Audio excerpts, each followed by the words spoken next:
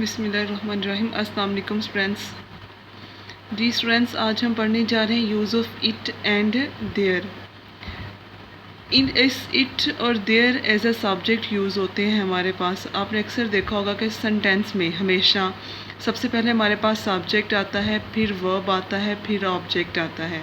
लेकिन जहाँ पे इट एंड देयर यूज़ होते हैं वहाँ पे ये सब्जेक्ट से पहले होते हैं, या आप ये कह लें कि एज अ सब्जेक्ट यूज़ होते हैं। इनको हम डमी या आर्टिफिशियल सब्जेक्ट बोल रहे होते हैं। ठीक है, इसका मतलब क्या होता है? डमी और आर्टिफिशियल सब्जेक्ट का मतलब ये होता है कि ऐसे सब्जेक्ट्स जो सेकेंडरी हों, यानी जो फर्स्ट मेन इम्पोर्टेंस पे ना हो, और ये जो है एक बेसिक्स सब्जेक्ट्स नहीं होते। ठीक है, इनको इंट्रोडक्टरी सब्जेक्ट्स भी बोलते हैं। क्यों बोलते हैं इंट्रोडक्टरी? बिकॉज ये सेंटेंस के स्टार्ट में आते हैं।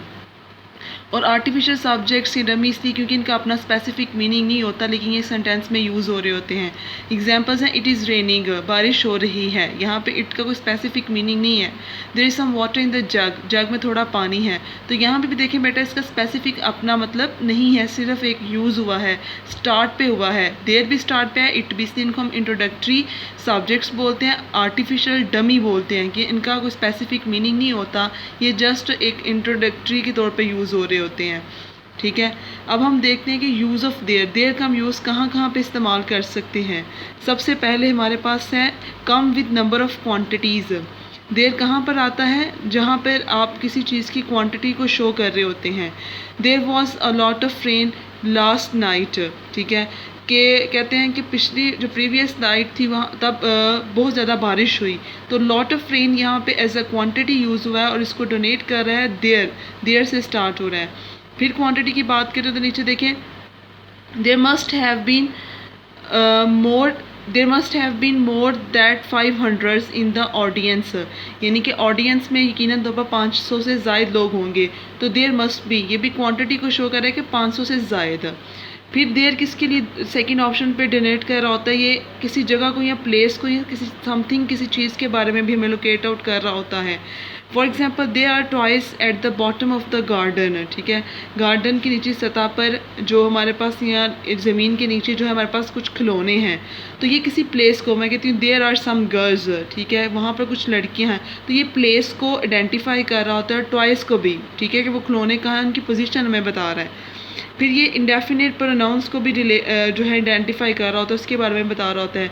There is something waiting to see you, कि समथिंग आपको पता है वो प्रोनाउंस में जैसे आपको बता चुकी हूँ, जिसको हम एक स्पेसिफिक जो है वो प्रोनाउंस को हम लोकेट नहीं कर सकते। समथिंग, नो बॉडी, इधर और। ठीक है, इस तरह से जो होते हैं हमारे पास मैनी, फ्यू, सम।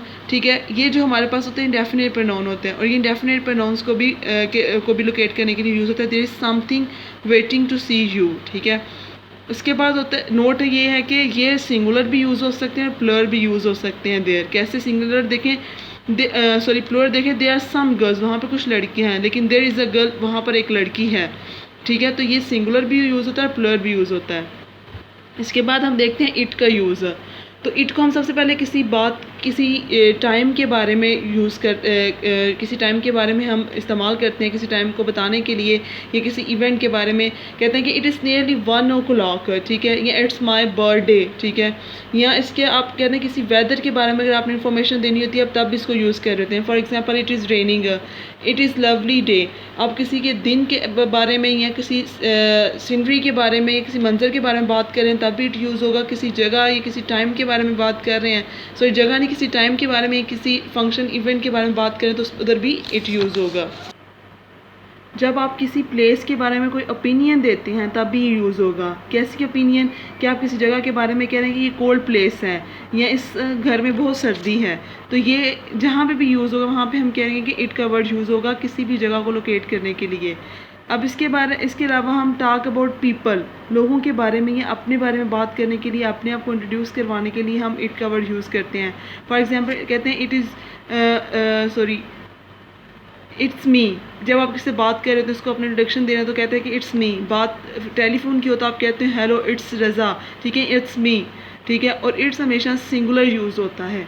यहाँ तक आपने पढ़े हैं इट और देयर की यूजेस। और इसके बारे में इसका कॉन्सेप्ट, इसको हम डमी आर्टिफिशियल बोलते हैं क्योंकि ये मेन सब्जेक्ट नहीं होते, ये एज ए बस इंट्रोडक्टरी सब्जेक्ट्स के तौर पर यूज़ होते हैं, इनका अपना कोई स्पेसिफिक मीनिंग नहीं होता।